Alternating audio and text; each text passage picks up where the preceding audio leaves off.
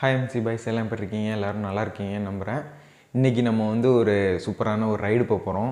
அதாவது அதை நீங்கள் வந்து தமிழ்நிலையே பார்த்துருப்பீங்க. அதே தான். அதாவது நம்ம வந்து ஒரு புது ராயல் என்ஃபீல்டில் ஒரு ரைடு போக போகிறோம். வாங்க அதோடய எக்ஸ்பீரியன்ஸ் எந்த அளவுக்கு இருக்குது அப்படின்றத பார்ப்போம். நம்ம சேனலில் யாரும் இது வரைக்கும் சப்ஸ்கிரைப் பண்ணலன்னா மறக்காமல் சப்ஸ்கிரைப் பண்ணி பெல் ஐக்கான் ஆலில் வச்சிங்க. அப்போ தான் நம்ம போடுற வீடியோ உங்களுக்கு உடனே வரும். வாங்க இந்த ராயல் என்ஃபீல்டு ரைடு எப்படி இருக்குது அப்படின்னு பார்க்கலாம். இப்போ பார்த்துக்கிட்டிங்கன்னா இதான் நம்ம வண்டி. வாங்க இந்த வண்டியில் ஒரு ரைட் போய் பார்ப்போம் எப்படி இருக்குது அப்படின்ட்டு. கிளாசிக் 350 புது மாடல் வண்டி தான் நம்ம போட்டுறது. வாங்க இதில் வந்து நம்ம ஒரு ரைட் போயிட்டு எந்த அளவுக்கு இருக்குன்னு பார்ப்போம்.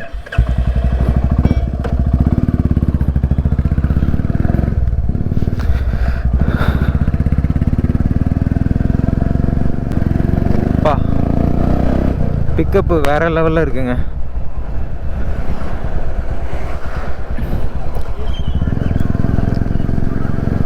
எப்போதும் இந்த வண்டியில் புஷ் பட்டன் ஸ்டார்ட் அந்த மாதிரி கொடுத்துருப்பாங்க. இந்த வண்டியில் பார்த்துக்கிட்டிங்கன்னா கிட்டத்தட்ட செலக்டர் சுவிட்ச் மாதிரி இருக்குது. ஸ்டார்ட்டுக்கும் ஸ்டாப்புக்கும் கொஞ்சம் டிஃப்ரெண்ட்டாக இருக்குது.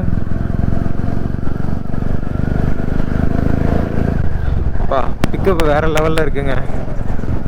அப்படியே வண்டியில் போகிறதுக்கே அப்படியே ஒரு ரதம் மாதிரி இருக்குது. ஓட்டுறதே தெரில, சும்மா வந்து உட்காந்துருக்க மாதிரி தான் இருக்குது. வண்டியில் உட்காந்து போகிறதே தெரிலங்க, சும்மா அப்படியே உட்காந்துருக்க மாதிரி தான் இருக்குது. வண்டி சரியான ஹெவி வெயிட் வண்டியாக இருந்தாலும் கிட்டத்தட்ட வண்டி ஓட்டுறதுக்கு வந்து ரொம்ப ஸ்மூத்தாக தான் இருக்குது. சும்மா காரில் போகிற மாதிரி இருக்குது. பிரேக் அடிக்கிறப்ப கூட ஒரு சின்ன ஜர்க்கு கூட இல்லை. அப்படி காரில் போயிட்டு அப்படி ஸ்மூத்தாக நிப்பாட்டுற மாதிரி தான் இருக்குது.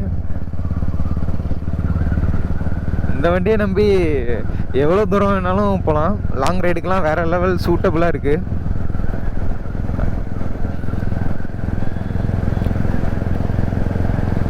ஸ்டார்டிங்கில் இருந்த இன்ஜின் சவுண்டு கூட இப்போ இல்லை. எக்ஸாஸ்ட் வேறு இதில் சேஞ்ச் பண்ணியிருக்காங்க, வேறு லெவலில் இருக்குது. ரன்னிங்கில் அந்த எக்ஸாஸ்ட்டோட சவுண்டே சுத்தமாக தெரில, மைல்டாக தான் இருக்குது.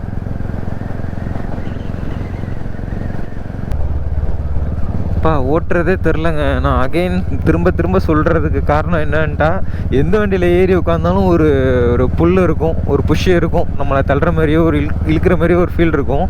இந்த வண்டியில் சுத்தமாக அப்படி இல்லை, வேறு லெவலில் இருக்குது. நான் ஏறி சும்மா உட்காந்த மாதிரி தான் இருக்குது. பிரேக் அடிக்கிறப்ப இருக்கட்டும், இல்லை நான் ஆக்சிலேட்டர் கொடுக்குறதா இருக்கட்டும். பாருங்களேன் எப்படி கிளம்புதுன்ட்டு.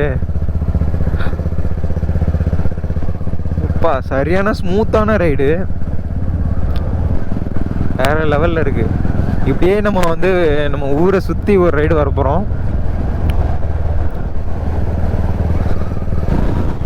நல்லா நம்ம முருகுனா தான் நம்மளை இழுக்கிற ஒரு ஃபீலே இருக்குது. கிட்டத்தட்ட ஸ்பீடு போகிறதே தெரில.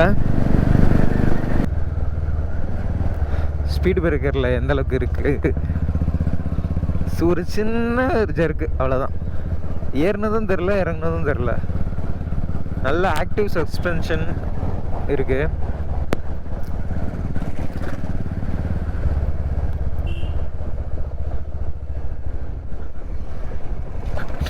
எத்தனை தடவை ரோடு போட்டாலும் நம்மளுக்கு வந்து குண்டுகுழியும் சேர்ந்து வந்துடும். நம்ம வந்து வண்டியை மாற்றிக்கிட்டே இருக்க வேண்டியதான். ஆனால் இந்த மாதிரி ஒரு வண்டி வாங்கிட்டா போதுங்க, வேறு எந்த வண்டியுமே தேவையில்ல.